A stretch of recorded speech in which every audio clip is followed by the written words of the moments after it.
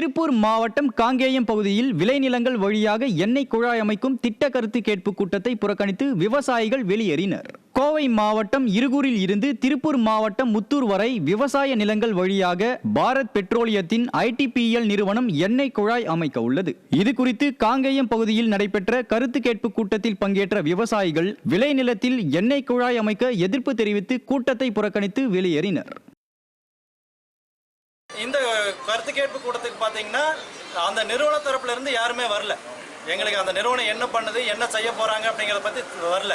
அது இல்லாமல் எங்களுக்கு இழப்பீடு நிர்ணயம் பண்ணுறதுக்காக கருத்து கேட்பு கூட்டம்னு சொல்லியிருக்காங்க.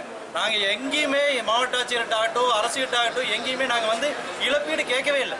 நாங்கள் எங்களோட கோரிக்கை அந்த 270 கிலோமீட்டர் எப்படி சாலையோரமாக போகுதோ அதே மாதிரி இந்த 70 கிலோமீட்டரும் சாலையோரமாக போடுங்கிறதான் எங்களோட கோரிக்கை.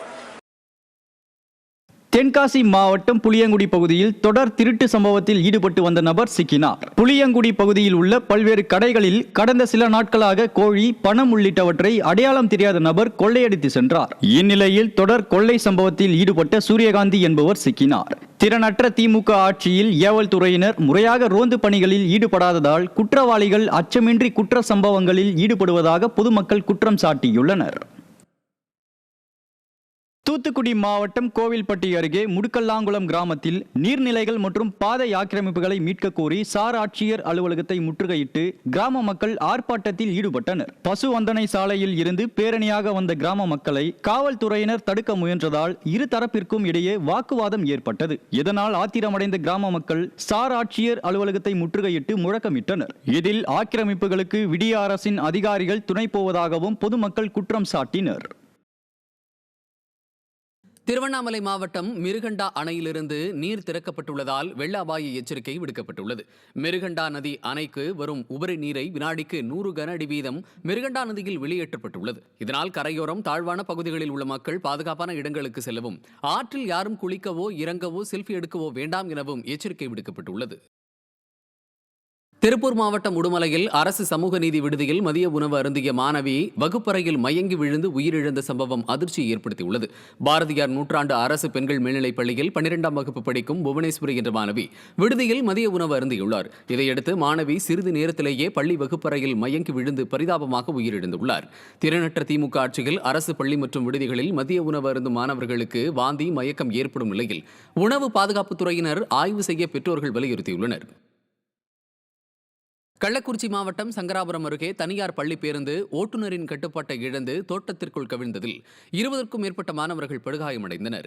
மல்லாபுரம் கிராமத்தில் பள்ளி பேருந்து கவிழ்ந்த விபத்தில் படுகாயமடைந்த 20க்கும் மேற்பட்ட மாணவர்கள் சங்கராபுரம் அரசு மருத்துவமனையில் சிகிச்சைக்காக அனுமதிக்கப்பட்டனர். விடியா திமுக ஆட்சியில் தனியார் பள்ளி பேருந்து முறையாக பராமரிக்கப்படுகிறதா என வட்டார போக்குவரத்து அதிகாரிகள் ஆய்வு செய்வதில்லை என மக்கள் குற்றம் சாட்டியுள்ளனர்.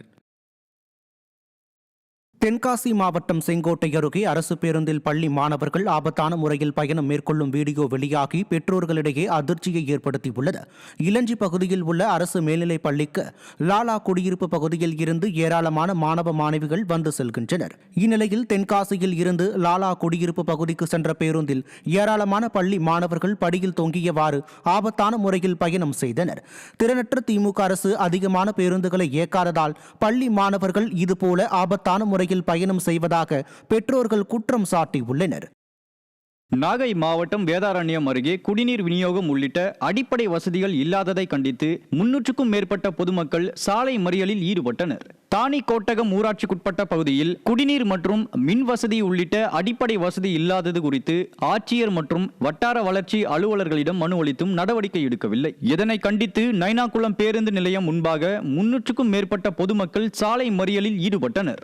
விடியா ஸ்டாலின் ஆட்சியில் அடிப்படை வசதிகளுக்கு கூட சாலையில் இறங்கி போராட வேண்டிய நிலைக்கு தள்ளப்பட்டுள்ளதாக பொதுமக்கள் குற்றம் சாட்டினர். தெருவிளக்கு சுத்தமா கிடையாது. அடுத்து பாத்தீங்கன்னா தண்ணீர் வசதி சுத்தமா கிடையாது. எல்லாம் மாற்று பஞ்சாயத்துக்கு போய் தண்ணி தூக்கிட்டு வந்து அவங்க வீட்டுல காலையில ஸ்கூலுக்கு போற பசங்களுக்கு வரைக்கும் சாப்பாடு செஞ்சு கொடுக்க வேண்டிய ஒரு சூழல் ஏற்பட்டுச்சு. காலையில விடிய காலம் 4:30 மணிக்கெல்லாம் எழுந்திரிச்சு தண்ணி தூக்க போற பழக்கம் எங்க ஊர்ல இன்னமும் இருக்கு. இந்த 4 மாசமா தான் இந்த பிரச்சனை ஏற்பட்டிருக்கு. இதை நாங்க அரசாங்கத்தோட கவனத்துக்கு கொண்டு போயும் எந்த நடவடிக்கையும் எடுக்கல.